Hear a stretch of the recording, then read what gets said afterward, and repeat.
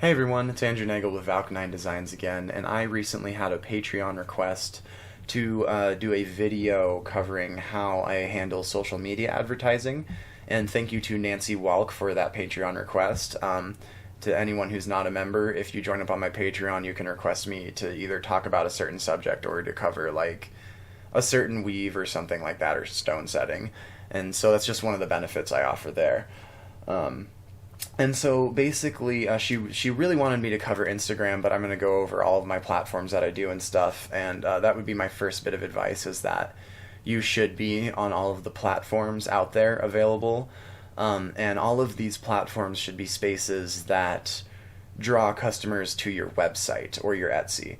And so that would be kind of my other recommendation, first and foremost, is that if you don't have either a website or an Etsy, some place that is kind of specifically geared to displaying your work and where customers can purchase your work and contact you, you should set one up. I'm going to tag a couple of the different website builders in the description of this for you guys. I use Wix, and I've been pretty happy with it. I've heard some really good things about Squarespace, though, and I've thought about switching a couple of times. And there's a couple of other ones out there, too, so definitely look around and see what your options are. Etsy is another great space for someone who doesn't really have a lot of experience in web design, or you don't really want to handle all that or have any of that extra stuff. You just kind of want to list your stuff and go. That's a great spot for you, and it's a little bit cheaper on the start off. A website is a bit cheaper long term, but Etsy is cheaper at first, and the fact that their listing it's only like 20 cents for a listing. So let's say you're only making like 5 listings, that's only like $1 a month. And then I think there's other fees too associated with it when you make a sale and stuff like that, but that's also kind of the same with a website, depending on who your payment processors are. The other thing with a website is that it can make it cheaper long term if you're doing enough sales volume, in regards that you only do like an annual fee, and sometimes that can be around $300 a month. But if you're doing enough volume of sales or I'm sorry, not $300 a month, that can be like $300 annually. But if you're doing enough volume of sales on Etsy, your fees will be way more than $300 a year, and I've experienced that, and that's why I ended up switching to a website myself.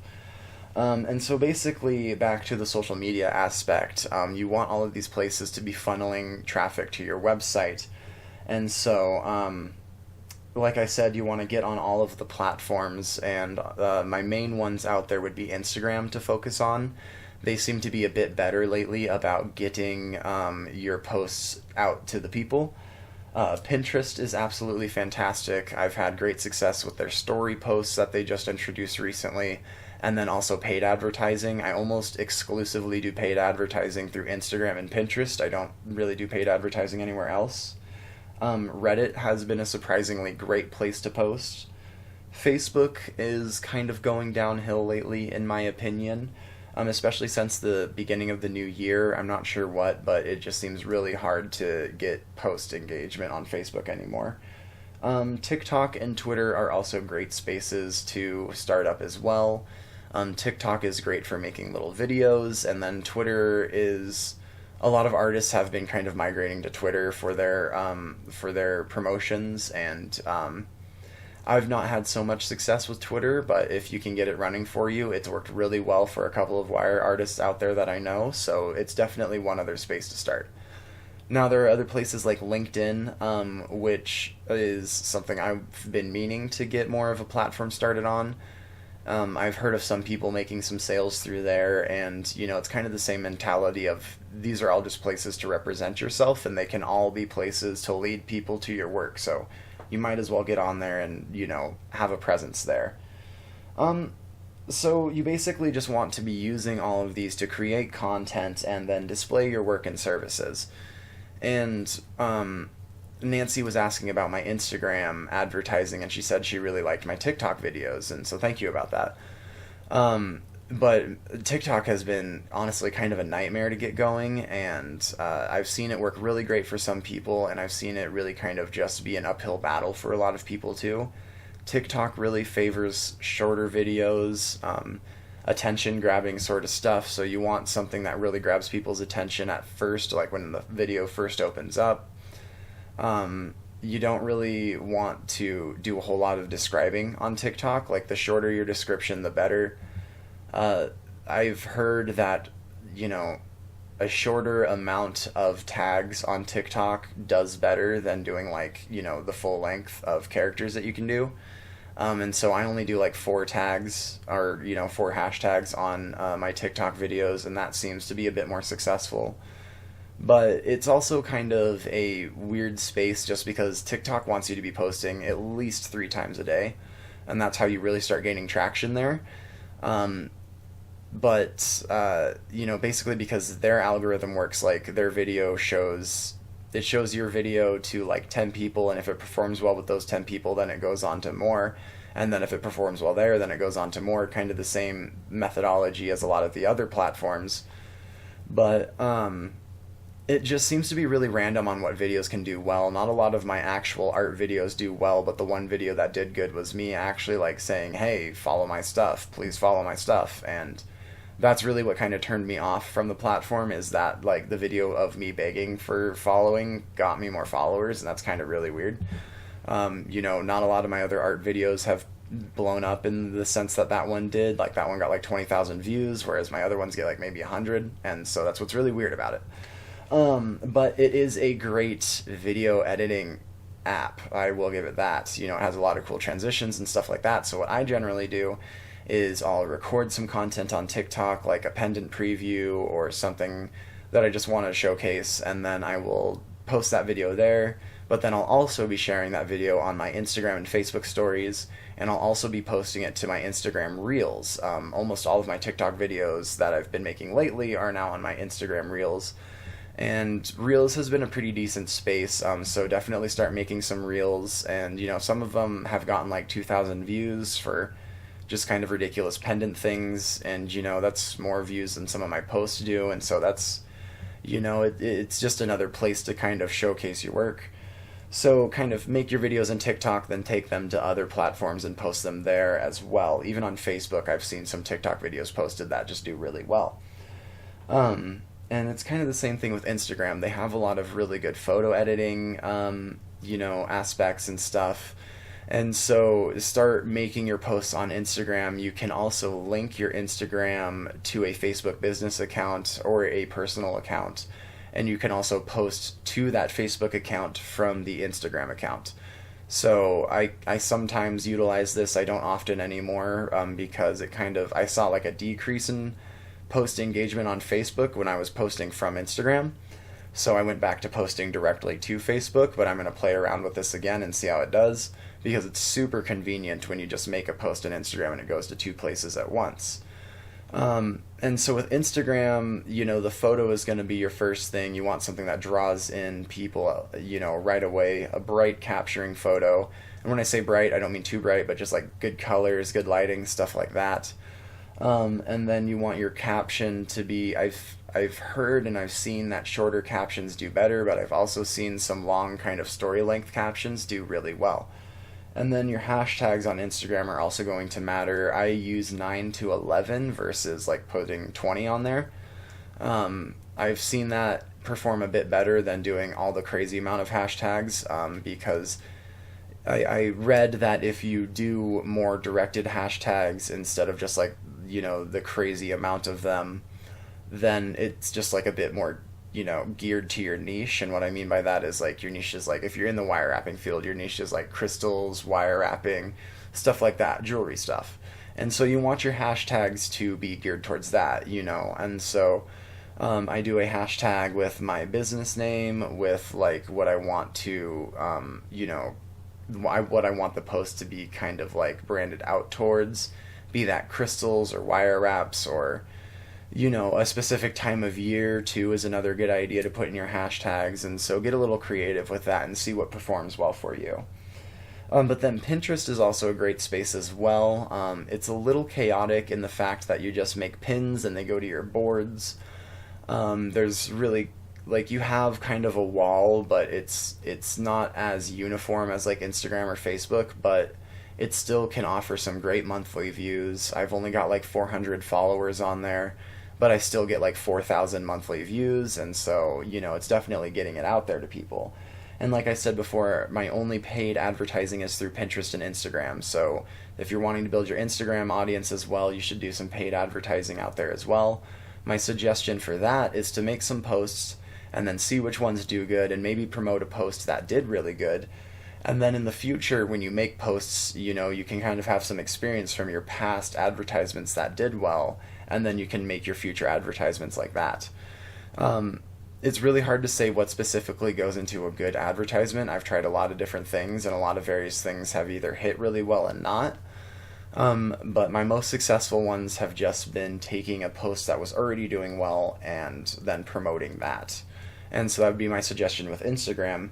Pinterest, all of my paid advertisements have done pretty well and drove at least a handful, a good 1,000 to the website or so.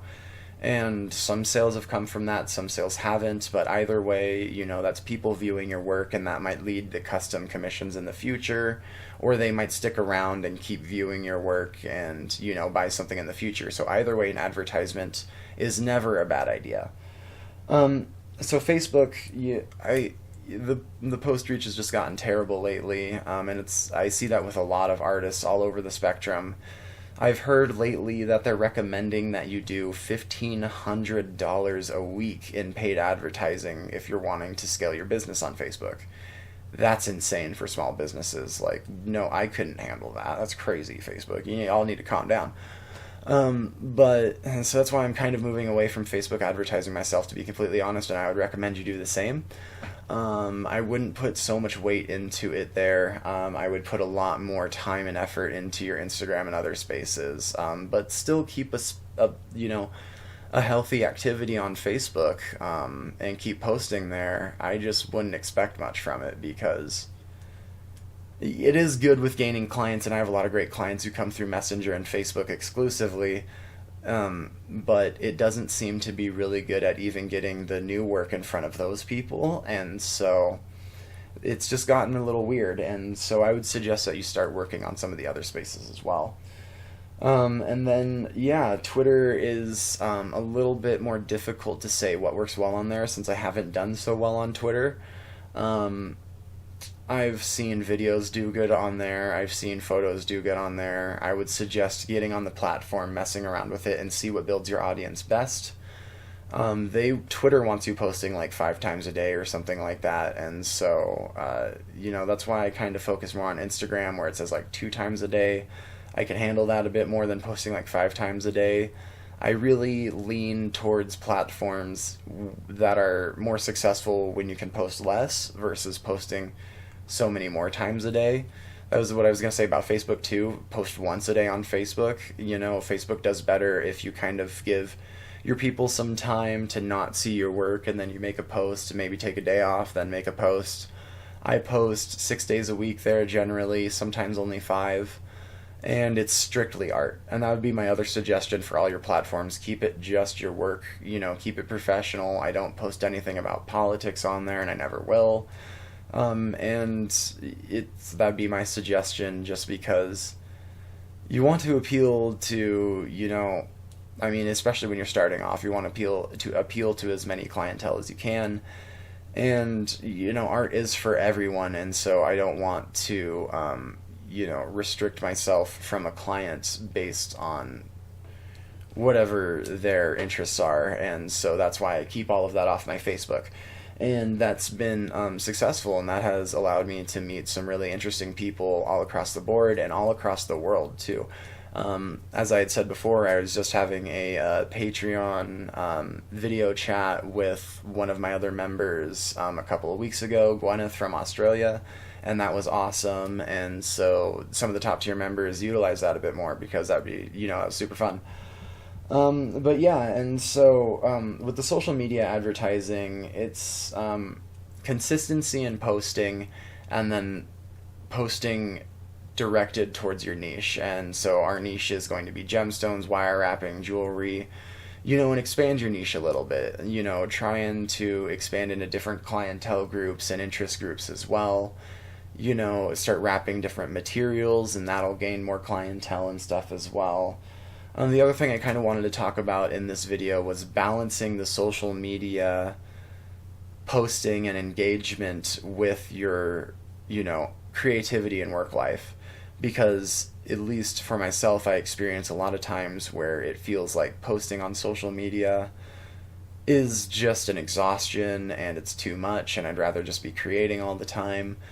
And I'm sure some of you feel that way too. My suggestion is to one, turn off notifications to your social media channels. And I know that sounds crazy because one of the things is customer engagement, and so we should be there quickly to engage with the customers.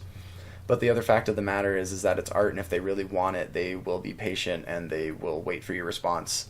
And they're going to be okay with however long that takes. Don't take 3 days, but get back to them in a couple hours or something. So I leave my phone in the other room, and I have notifications turned off when I'm strictly doing work or something like that, or when I want to focus on something other than my social media advertising. Because it can be so overbearing, especially when, I listed off 6 different platforms, and there's more social media platforms out there. There's YouTube you could be started on, there's Patreon you could be started on, there's all these different places where you could be displaying your work and gaining followers. And that can be a little hectic sometimes when you want to also be making stuff. And so my recommendation is that you get really good about setting time in your day aside for engaging with clients and posting on social media, and set time aside in your day for creating. It's going to be the only way you're going to ever be able to manage it. If you try to just have your phone there while you're creating and be responsive, it's going to distract you from the work. And then the work is going to distract you from truly engaging with the client and really meeting their needs, which I've definitely been guilty of that a couple of times. And, and so and that's the other thing too, is if you're emotionally exhausted, you're not going to be showing your best self to your clients. And so if you need a break, take a break from social media.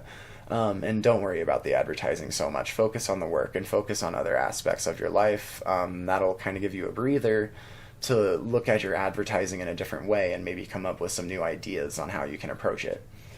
And so I hope all of that, 20-minute rant or however long this is was, good for you guys and informational as well.